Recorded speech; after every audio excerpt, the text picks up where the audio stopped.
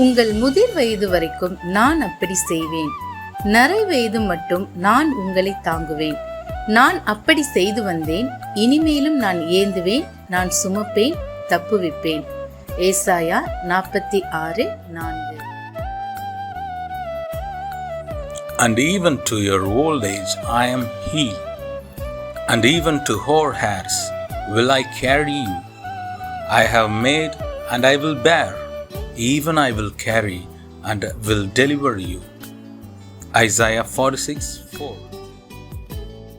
ஆண்டவரும் இரட்சகருமாகிய இயேசு கிறிஸ்துவின் நாமத்தினாலே இந்த காலை வேளையில் காட் கூசிஸ் மினிஸ்ட்ரீஸின் யூடியூப் சேனல் வாயிலாக உங்களை சந்திப்பதில் பெரும் மகிழ்ச்சி அடைகிறேன். இந்த 9வது மாதத்திலே தேவ செய்தியை கேட்கிற ஒவ்வொரு தேவ பிள்ளையையும் கர்த்தர் மேன்மேலும் ஆசீர்வதிப்பாராக. அவருடைய கண்கள் நம்மேல் நோக்கமாயிருக்கிறது. அவர் நம்மோடு பண்ணின சகல வாக்குத்தத்தங்களையும் உடன்படிக்கைகளையும் நிறைவேற்ற உண்மையுள்ளவராயிருக்கிறார். அதை அப்படியே விசுவாசிப்போம். இந்த மாதத்திலே தேவனாகிய கர்த்தர் தம்முடைய வார்த்தையை நமக்கு நிறைவேற்றி அவருடைய மகிமையை நம்மேல் காண பண்ணுவார். இதை கேட்கிற ஒவ்வொருவரும் எதிர்பார்ப்புடன் அவருடைய வார்த்தைகளுக்கு கீழ்ப்படிந்து காத்திருப்போம். தேவனாகிய கர்த்தர் தாமே இந்த மாதத்திலும் அவருடைய வார்த்தையை அனுப்பி நம் மத்தியில் பெரிய காரியங்களை செய்வாராக. ஆமென்.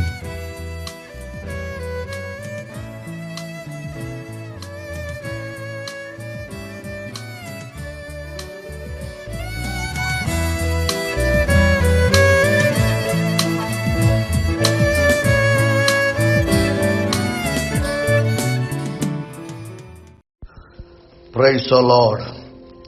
ஆண்டவரும் அருமைரட்சகருமாகிய இயேசு கிறிஸ்துவின் மகா பரிசுத்தமுள்ள நல்ல நாமம் மகிமைப்படுவதாக.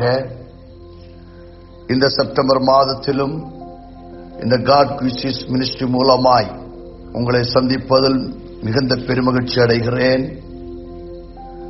காட் கூசிஸ் மினிஸ்ட்ரியுடைய தலைவராய் காணப்படுகிற சகோதரர் தாமஸ் அவர்கள் குடும்பம், அவரோடு இணைந்து கர்த்தருடைய நாமத்தை மகிமைப்படுத்திக் கொண்டிருக்கிற கனத்துக்குரிய போதக பிதாக்கள் மற்றும் இந்த யூடியூப் வாயிலாக கர்த்தருடைய வார்த்தையை தினம் பிரதி கேட்டுக்கொண்டிருக்கிற எனக்கு அன்புக்குரிய சகோதர சகோதரிகள், பிள்ளைகள், பெரியவர்கள், சிறியவர்கள், உங்கள் அனைவருக்கும் இரட்சகராம் இயேசு கிறிஸ்துவ நாமத்தினாலே நன்றியையும் வாழ்த்துதலையும் கூறிக்கொள்ளுகிறேன். கடந்து வந்த பாதைகளை நினைத்து பார்த்தால் மிகவும் கரடுமுரடானவைகள். பட்ட பாடுகளுக்கு குறைவே இல்லை, ஊற்றின கண்ணீர்களுக்கு குறைவே இல்லை. இந்த கண்ணீரின் பாதையின் வழியாக, இந்த வேதனையின் பாதையின் வழியாக, இந்த துக்கத்தின் பாதையின் வழியாக நாம் கடந்து வந்தோம். பரலோகத்தின் ஆண்டவர் இந்த மட்டுமாய் தாங்கினார், தேற்றினார், ஆற்றினார், அரவணைத்தார். இன்னும் தேவனாகிய கர்த்தருடைய திருநாமம் நம்மை கொண்டு மகிமைப்படுவதாக. இந்த மாதத்திலும் நாம் கண்ணீர் என்கிறதான தலைப்பிலே கர்த்தருடைய வார்த்தையை நாம் சிந்திக்கும்படியாய் கடந்து செல்லுகிறோம். ஒவ்வொரு மக்களுடைய வாழ்க்கையிலும் காலையிலிருந்து மாலை வரையிலும் கண்ணீரின் அனுபவங்கள் தான் அதிகமாய் காணப்படுகிறது. குடும்பத்தை நினைத்து கண்ணீர், தலைமுறைகளை நினைத்து கண்ணீர், வாழ்க்கையை நினைத்து கண்ணீர், சரீரத்தை நினைத்து கண்ணீர், வாழ்க்கையில் உள்ள குறைகளை நினைத்து கண்ணீர். ஐயோ, இந்த கண்ணீருக்கு என்னைக்கு நமக்கு ஒரு பதில் உண்டாகும் என்று தீரும் எந்த கண்ணீர் என்னுடைய வாழ்க்கையிலே என்று அங்கலாய்ப்போடு காணப்படுகிறதான். தேவ பிள்ளையே, ஆண்டவரை அல்லாமல் நமக்கு ஒரு சொல்யூஷன் இல்லை. தேவனிடத்தில் இல்லாமல் நமக்கு ஒரு பதில் இல்லை. கண்ணீரை காண்கிறவர், கண்ணீரை துடைக்கிறவர், கண்ணீரை கண்டு நமக்கு மனமிறங்குகிற தேவன் ஒருவர் இருக்கிறார். அவரை நோக்கி சில வார்த்தைகளை நாம் சிந்திக்கும்படியாக கடந்து செல்லுகிறோம். அதற்கு ஆதாரமாக பரிசுத்த வேத புஸ்தகத்திலிருந்து ஒரு வசனத்தை வாசித்து கேட்கலாம். சங்கீதங்களின் புத்தகம் 56ஆம் சங்கீதம் அதனுடைய 8வது வசனத்தை வாசித்து கேட்கலாம். என் அலைச்சல்களை தேவரீர் எண்ணி இருக்கிறீர், என் கண்ணீரை உம்முடைய துருத்தியில் வையும், அவைகள் உம்முடைய கணக்கில் அல்லவோ இருக்கிறது. தேங்க்யூ. ஆம் தேவ பிள்ளைகளே, சங்கீதக்காரனாகிய தாவீது தன்னுடைய எதிராளிகள் தன்னை துரத்தும் பொழுதும், தன்னுடைய எதிராளிகள் அல்லது பெலிஸ்திய படைகள் தன்னை துரத்தும் பொழுதும் தான் தன்னந்தனித்தவனாய் போயிருந்து, ஆண்டவரே இந்த எதிராளிகள் என்னை விழுங்க பார்க்கிறார்கள், இந்த எதிராளிகள் என்னை அழிக்க பார்க்கிறார்கள் என்று சொல்லி தேவ சமூகத்தில் போயிருந்து கண்ணீரோடு ஆண்டவர் நோக்கி ஜெபிக்கிற ஒரு ஜெபத்தை தான் நாம் இங்கே வாசித்து கேட்டோம். அந்த ஜெபத்திலே சங்கீதக்காரர் சொல்லுகிறார், கர்த்தாவே என் அலைச்சல்களை தேவரீர் எண்ணி இருக்கிறீர். ஒரு மனுஷனுடைய வாழ்க்கையில் ஒரு அலைச்சல் உண்டானால் அவனுடைய வாழ்க்கையில கண்ணீரின் அனுபவங்கள் நிச்சயமாய் உண்டாகும். அந்த கண்ணீரை நாம் சும்மா நம்முடைய கைக்குட்டையிலேயோ அல்லது நாம் எப்படியோ சிந்தி விடுகிறோம். அந்த சிந்தி விடுகிறதான கண்ணீர் அதோடு மாறி போகவில்லை. பைபிள் சொல்லுகிறது, ஆண்டவர் அந்த கண்ணீரை ஒவ்வொரு பிள்ளைகளுக்கும் ஒவ்வொரு துருத்தியை வைத்து அந்த துருத்தியிலே அந்த கண்ணீரை கர்த்தர் பாதுகாக்கிறார். அந்த கண்ணீர்கள் மனுஷனுடைய கருத்தில் அல்ல. அந்த கண்ணீரை மனுஷன் காண மாட்டான். ஆனால் அந்த கண்ணீரை காண்கிறவரும் அந்த கண்ணீரை துருத்தி வைக்கிறவரும் அந்த கண்ணீரை அவருடைய கருத்தில் அல்லவோ இருக்கிறது என்று சங்கீதக்காரன் சொல்லுகிறான். ஆம் தேவ பிள்ளையே, இன்றைக்கு உங்கள் வாழ்க்கையில் ஊற்றுகிற ஒவ்வொரு கண்ணீரையும், ஒவ்வொரு வேதனைகளையும், ஒவ்வொரு கஷ்டங்களையும், ஒவ்வொரு பாடுகளையும் ஆண்டவருடைய கணக்கில் அல்லவோ இருக்கிறது. உன்னோட கூட இருந்த உன்னை வேதனைப்படுத்தி இருக்கலாம், உன் குடும்பத்தார் உன்னை வேதனைப்படுத்தி இருக்கலாம், நீ செய்யாத தவறுகளுக்கு நீ ஆளாகி இருக்கலாம். ஆனால் கண்ணீர் மல்க தேவ சமூகத்தில் ஜெபிக்கிற தேவ பிள்ளையே, அந்த கண்ணீருக்கு பதில் உண்டு என்று சொல்லி என் ஆண்டோட வார்த்தை சொல்லுகிறது. பரிசுத்த வேத புஸ்தகத்தை வாசிக்கும் பொழுது எங்கெல்லாம் யாரெல்லாம் இக்கட்டான சூழ்நிலைமையிலும் வேதனையான சூழ்நிலைமையிலும் தேவ சமூகத்திலே கண்ணீர் மல்கி ஜெபித்தார்களோ, அந்த கண்ணீருக்கு பதிலுமாய் சர்வ வல்லமையுள்ள தேவன் அவருடைய கண்ணீரை துடைத்து அந்த கண்ணீருக்கு பதிலை கொடுத்து அந்த கண்ணீருக்கு இரட்டிப்பான ஆசீர்வாதத்தை கர்த்தர் கொடுத்திருக்கிறார்.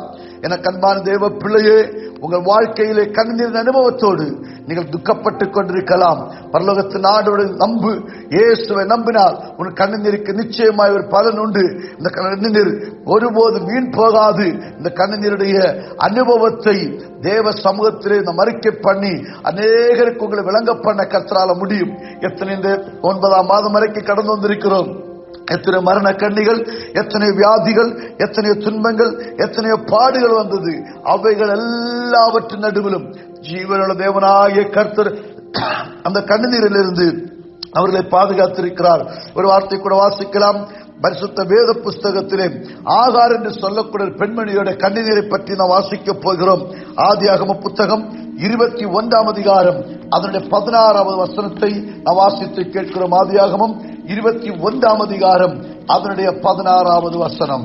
பிள்ளை சாகிறதை நான் பார்க்க மாட்டேன் என்று எதிராக அம்பு பாயும் தூரத்திலே போய் உட்கார்ந்து சத்தமிட்டு அழுதாள். பாருங்கள், இங்கே ஆகார் என்று சொல்லக்கூடியதான ஒரு பெண்மணியை பற்றி நாம் வாசிக்கிறோம். அவள் சொல்லுகிறார், அவளுக்கு ஆண்டவர் ஒரு குழந்தையை கொடுத்தார். அந்த குழந்தையை ஆண்டவர் கொடுத்து அந்த குழந்தையை ஆபிரகாமுடைய வீட்டில் இருந்து தாயும் பிள்ளையுமாக கடந்து செல்லுகிறார்கள். அப்படி இருக்கவே அவள் அந்த வீட்டிலிருந்து வரும்பொழுது ஆபிரகாம் கொஞ்சம் அப்பமும் ஒரு துருத்தி தண்ணியும் கொடுத்து ஆகாரையும் பிள்ளையையும் அனுப்பி விடுகிறாள். அவள் புறப்பட்டு போய் எங்கே போக வேண்டும் என்று தெரியாது. அவள் போகும் பொழுது போய் பேர்சபா என்று சொல்லக்கூடிய ஊரில் இருக்கிற ஒரு வனாந்தரத்துக்கு நேராக கடந்து சென்றாள். அந்த வனாந்தரத்திலே போய் அவள் கொண்டு போகும் பொழுது கொஞ்சம் அப்பமும் கொஞ்சம் தண்ணீரும் ஒரு துருத்தியிலே கொண்டு சென்றாள். அப்பம் தீர்ந்து போனது, தண்ணீர் தீர்ந்து போனது. இனி குழந்தைக்கு பசிக்கும் பொழுது அந்த குழந்தைக்கு கொடுக்க தண்ணீர் இல்லை, அப்பம் இல்லை. அப்படி பிள்ளை பசியினால் துடிக்கிறதை ஒரு சூழ்நிலைமைக்கு நேராக காணப்பட்டது. இனி குழந்தை பசியினால் துடித்து அவள் இந்த குழந்தை மரித்து போக வேண்டிய சூழ்நிலைமை.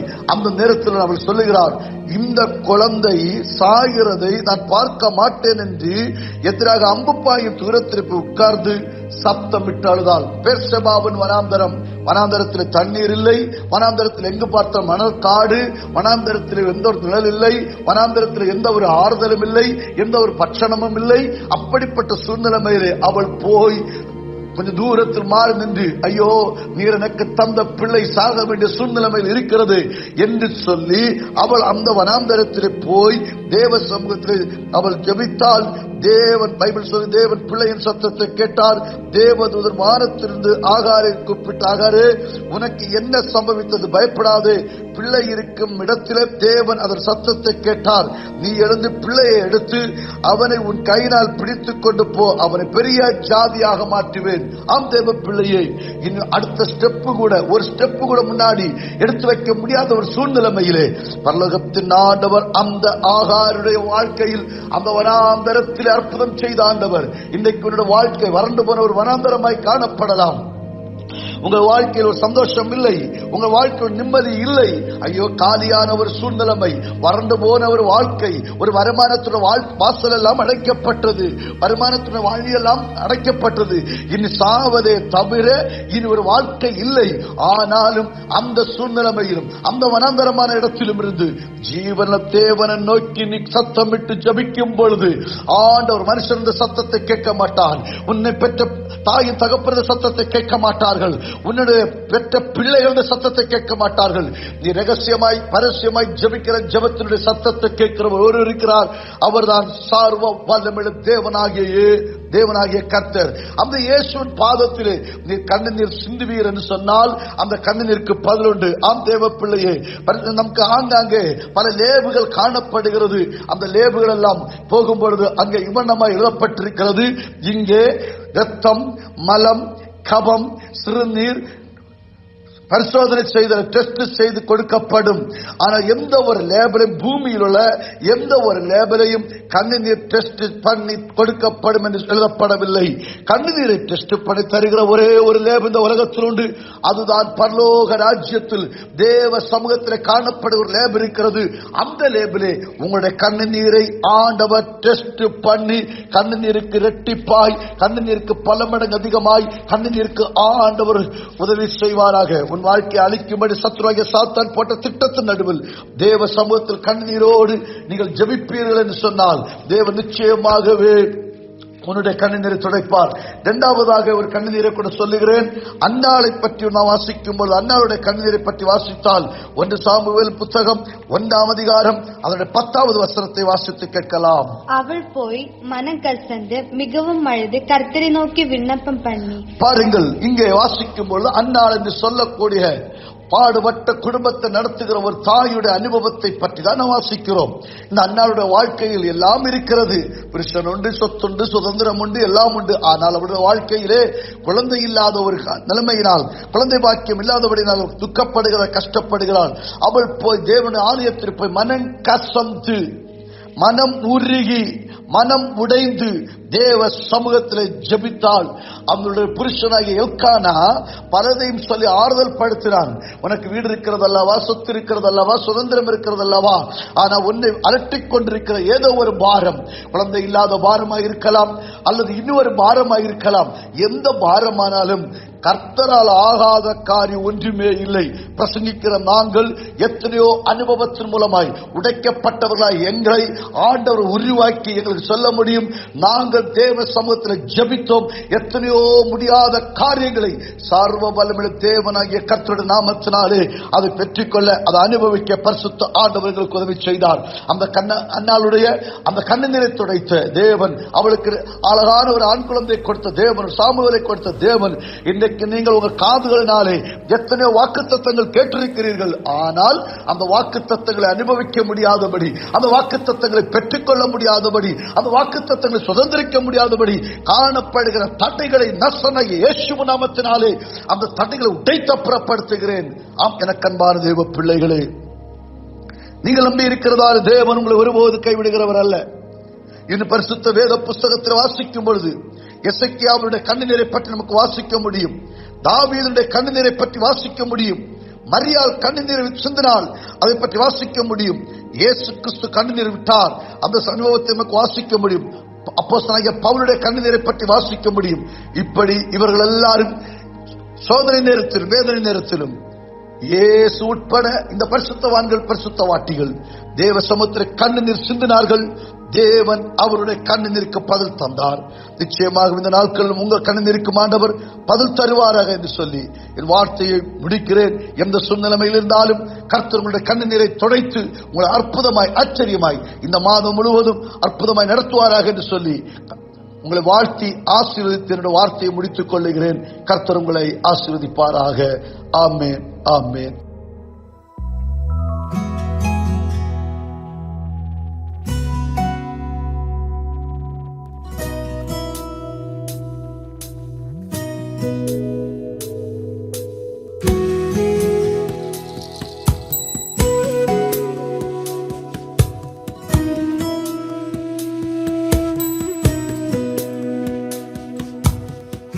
ஆயிரங்கள் பார்த்தாலும் கோடிசனம் இருந்தாலும் உம்மை விட அழக இன்னும் கண்டுபிடிக்கலையே.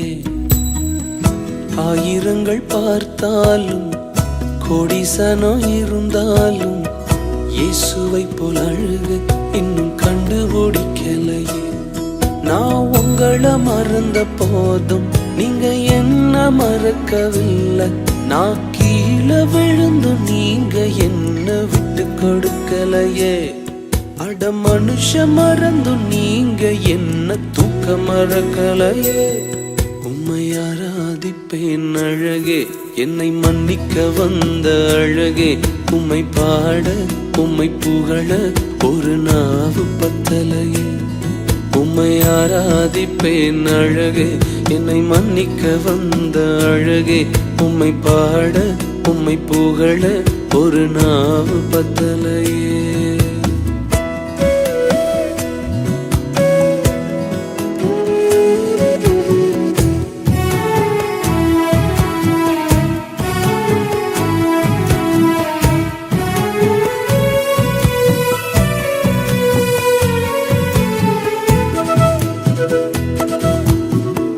காசு பணம் இல்லாம முகவரி இல்லாம தனிமையில் நாழுத நீர் மறக்கலையே.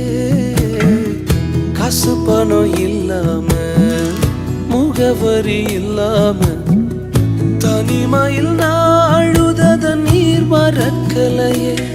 நான் உடைஞ்சு போய் கிடந்தேன், நான் நொறுக்கப்பட்டு கிடந்தேன். என்ன ஒட்டி சேர்க்க நீங்க வந்ததை நான் மறக்கலையே.